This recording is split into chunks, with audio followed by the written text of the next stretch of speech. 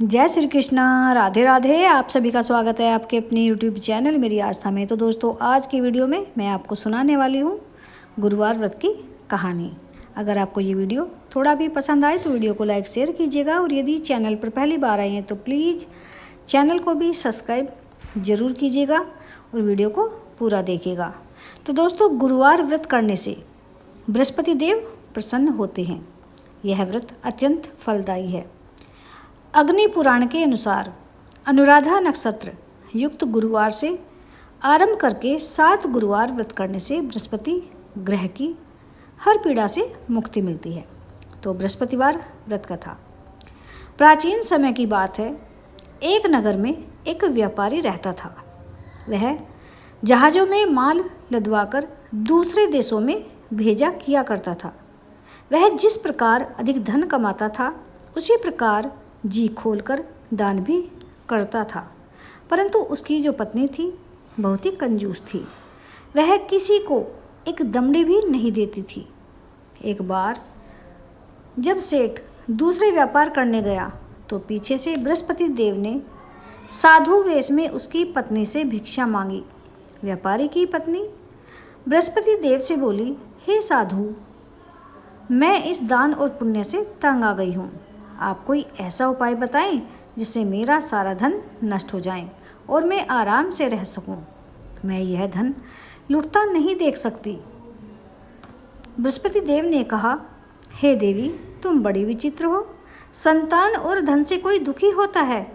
अगर अधिक धन है तो इसे शुभ कार्य में लगाओ। कुंवारी कन्याओं का विवाह कराओ। विद्यालय और बाग बगीचे का निर्माण कराओ। ऐसे पुण्य कार्य करने से तुम्हारा लोक परलोक सार्थक हो सकता है।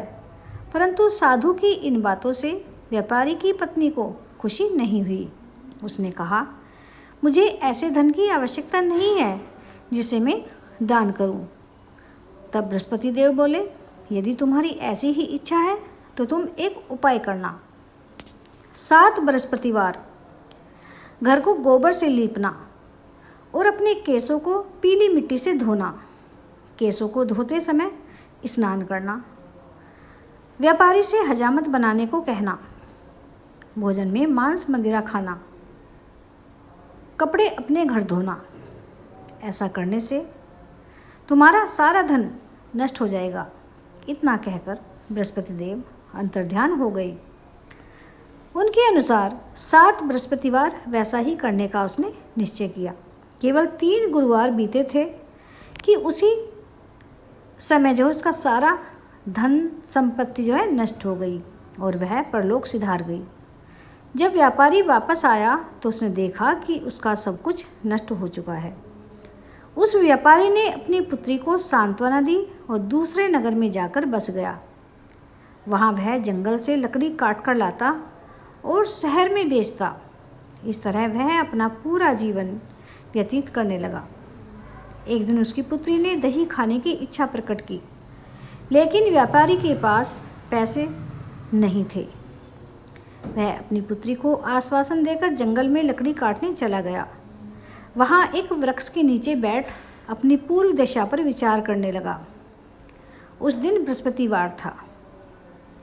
तभी वहाँ बृहस्पति देव साधु के रूप में सेठ के पास आए और बोले, हे मनुष्य, तू इस जंगल में किस चिंता में बैठा है? तब व्यापारी बोला, हे महाराज, आप सब कुछ जानते हैं। इतना कहकर व्यापारी अपनी कहानी सुनाकर रो पड़ा। बृहस्पति देव बोले, देखो बेटा, तुम्हारी पत्नी ने बृहस्पति देव का अपमान किया था, इसी कारण तुम्हारा यह हाल हुआ है। लेकिन अब तुम किसी प्रकार की चिंता मत करो। तुम गुरुवार के दिन बृहस्पति देव का पाठ करो।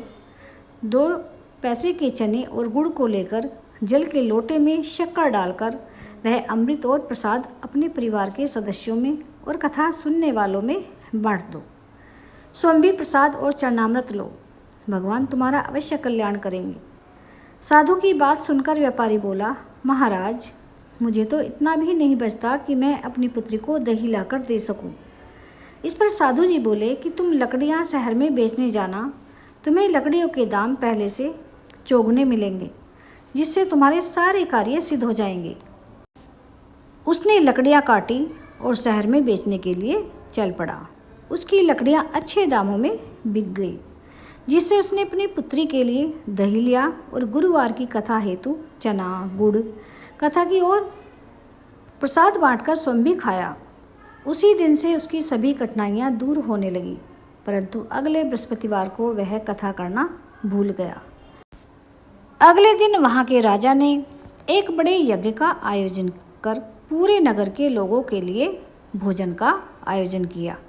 राजा की आज्ञा के अनुसार पूरा नगर राजा के महल में भोज करने के लिए गया, लेकिन व्यापारी व उसकी पुत्री थोड़ा विलंब से पहुँचे।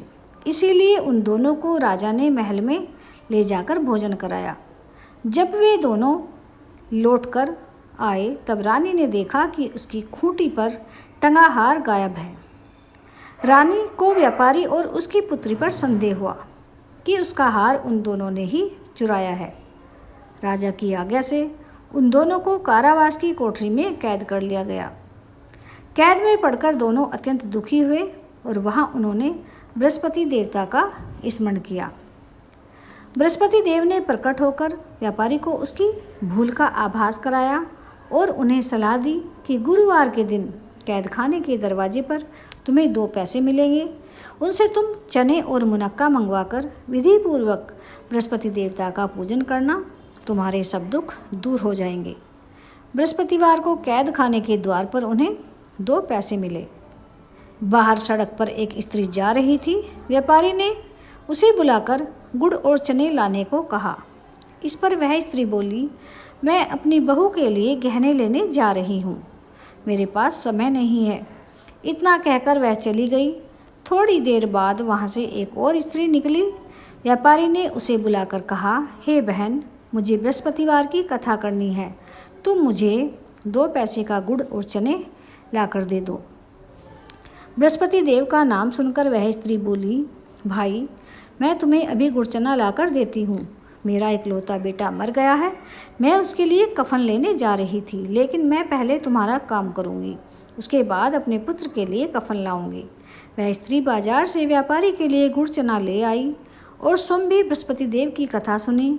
कथा के समाप्त होने पर वह स्त्री कफन ले अपने घर गई।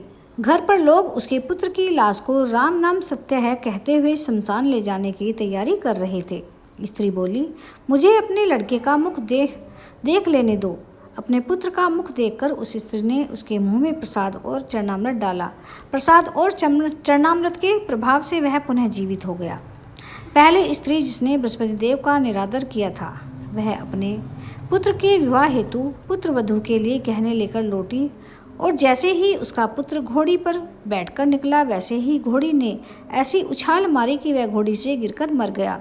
यह देखकर स्त्री रो रो कर बृहस्पति देव से क्षमा याचना करने लगी। उस स्त्री की याचना से बृहस्पति देव साधु वेश में वहां पहुंचकर कहने लगे, देवी, तुम्हें अधिक विलाप करने की आवश्यकता नहीं है। यह बृहस्पति देव का अनादर करने के कारण हुआ है। तुम वापस जाकर मेरे भक्त से क्षमा मांगकर कथा सुनो, तभी तुम्हारी मनोकामना पूर्ण होगी। जेल में जाकर उसने क्षमा मांगी और कथा सुनी। कथा के बाद वह प्रसाद और चरणामृत लेकर अपने घर वापस आ गई। घर आकर उसने चरणामृत अपने मृत पुत्र के मुख में डाला। चरणामृत के प्रभाव से उसका पुत्र भी जीवित हो गया।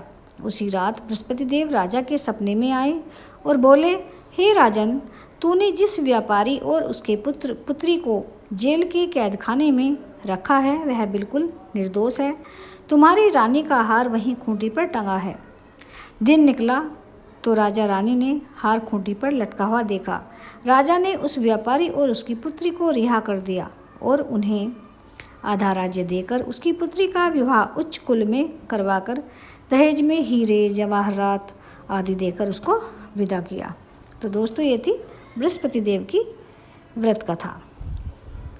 आपको कैसी लगी कमेंट करके अवश्य बताइएगा। वीडियो पसंद आया हो तो वीडियो को लाइक शेयर कीजिएगा और यदि चैनल पर पहली बार आए हैं तो प्लीज़ चैनल को भी सब्सक्राइब ज़रूर कीजिएगा। तो दोस्तों, मिलते हैं अगले वीडियो में, तब तक के लिए राधे राधे।